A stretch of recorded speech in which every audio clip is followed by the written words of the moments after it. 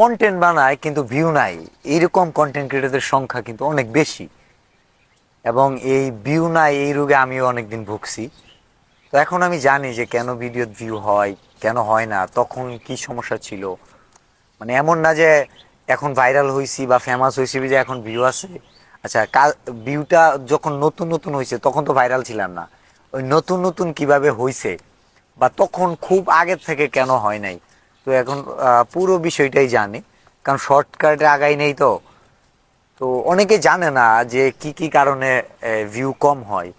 আপাতত মানে বেসিক যেটা যে কারণে আসলে ভিউ কম হয়, এই কারণগুলো আমি একটা ভিডিওতে বলেছিলাম পেজ গাইডলাইনের, আজকে আবার বলে দিচ্ছি। একটা কন্টেন্টের তিনটা পার্ট থাকে: video resolution, sound quality, and হচ্ছে কন্টেন্ট। মানে যেটা আপনি বুদ্ধি খাটিয়ে মাথা খাটিয়ে আপনি কি করবেন, কি দেখাবেন। ভিডিও তো ক্লিয়ার করবেন, ঠিক আছে, সেটা ফোন কিনলে হয়ে যাচ্ছে। ভালো ভালো মাইক্রোফোন কিনলে সাউন্ড ঠিক হয়ে যাচ্ছে, কিন্তু আপনি বলবেন কি, শোনাবেন কি, সেটা বিষয়। তো দুইটা জিনিস সহজেই পরিবর্তন করা যায় জাস্ট টাকা হলে: মাইক্রোফোন আর হচ্ছে গিয়া এই ডিভাইস, মানে সাউন্ড কোয়ালিটি আর ভিডিও রেজুলেশন।